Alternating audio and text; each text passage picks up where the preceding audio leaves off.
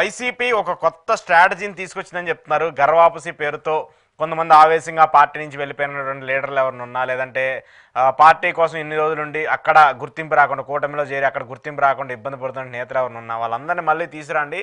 వాళ్ళు ఏదో ఆవేశంలో నిర్ణయం తీసుకొని ఉంటారు, వాళ్ళని అన్నింటినీ మనం కూడా కాపాడుకుందాం, మన పార్టీకి సంబంధించి మళ్ళీ వాళ్ళకి కీలకంగా ఉండేటువంటి ఒక ప్రస్థానం ఇద్దామని చెప్పేసి కూడా జగన్మోహన్ రెడ్డి గారు చెప్తున్నారని చెప్పేసి ఒక పెద్ద ఎత్తున చర్చ జరుగుతుంది. అలాంటి పరిణామాలు వైసీపీలో జరుగుతాయా? జగన్మోహన్ రెడ్డి అలాంటి నిర్ణయాలు తీసుకుంటాడా?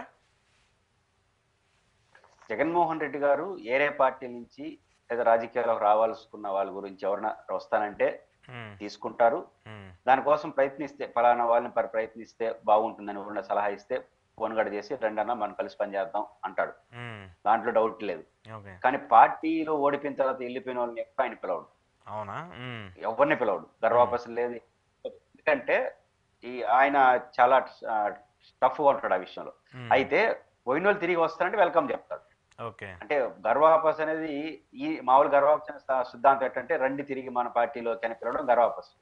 వాళ్ళు రావాల్సింది వస్తాం మళ్ళీ మా ఇంటికంటే సరే చూద్దాంలే రండి అంటాడు. అంతే తప్ప ఈయన అప్పీల్ చేయడు. కొంత రిజర్వ్ కూడా పాటిస్తాడు. అధికారం పోయిన వెంటనే ఇష్టారాజ్యం వెళ్ళిపోయి మళ్ళీ వస్తానంటే తీసుకునే సమాచారం. జగన్ గారు ఆ విషయంలో మొండిగా ఉంటాడు. కాబట్టి కొత్త వారిని పార్టీ చేర్చుకునే విషయంలో జగన్ గారు చాలా ఫ్లెక్సిబుల్ గా ఉంటాడు. చాలా ఫ్లెక్సిబిలిటీ, వాళ్ళ స్థాయితో సంబంధం లేకుండా వాళ్ళు వస్తానంటే రమ్మంటారు. ఈయన కూడా అవసరం ప్రయత్నం చేస్తారు కొత్త వాళ్ళు. అంటే ఇప్పుడు కాంగ్రెస్, బీజేపీ, సిపిఐ, సిపిఎం అంటే ఆయన నచ్చి వచ్చే వాళ్ళు ఎవరైనా సరే వస్తారంటే వాళ్ళు ఖచ్చితంగా రండి అంటారు. అవసరం దానికోసం ప్రయత్నం కూడా చేస్తారు. పలానా ఉండవల్లి అరుణ్ కుమార్ గారు, పలానా హర్ష కుమార్ గారు, పలానా ఎక్సో పిలిస్తే బాగుంటుంది అని అంటే వాళ్ళు వచ్చేదానికి సిద్ధంగా ఉన్నారని అడుగుతాడు. వాళ్ళు వచ్చేదానికి సిద్ధంగా ఉన్నారనేది ఆయన గెస్ట్ అయితే పిలుస్తాడు కూడా, రెండన్నా కలిసి పనిచేద్దామని. అంతే తప్ప ఎంత పెద్ద మొనగాడైనా సరే ఈయన వదిలేసి మేము వెళ్ళిపోతాం జగన్మోహన్ రెడ్డికి ఇష్టం లేకనే వాళ్ళు మాత్రం ఆయన పిలవడు. వాళ్ళు అవి వస్తానని ముందుకు వస్తే కొంత సమయం ఆలోచించి మళ్ళీ పక్కన వాళ్ళు చెప్పి వాళ్ళు ఏదో అయిపోయిందని అట్లా రావాల్సిందే తప్ప ఎంత పెద్ద పర్సనాలిటీనైనా ఆయన మాత్రం వెళ్ళిపోయిన వాడిని, పార్టీ నుంచి కావాలని వెళ్ళిపోయిన వాళ్ళు మాత్రం ఆయన ప్రత్యేకంగా పిలవడు. ఆయనకి చాలా కఠినంగా ఉంటాడు. అది లూజ్ వదలడు. అందుకే కదా బాలినేని శ్రీనివాసరెడ్డి గారు ఎక్స్ పోయినప్పుడు ఆయన పోతే ఇంకోటి వస్తారన్నాడు తప్ప, విజయసాయి రెడ్డి పోయినప్పుడు ఏమన్నాడు, విజయసాయి రెడ్డి గారు ఇంకొక ఇద్దరు అంటున్నారు వాళ్ళు కూడా పోతే నేను పట్టించుకోను అంటున్నాడు. పోయిన వాళ్ళు పట్టించుకోవడం కాదు. దాని అర్థం ఏంటి?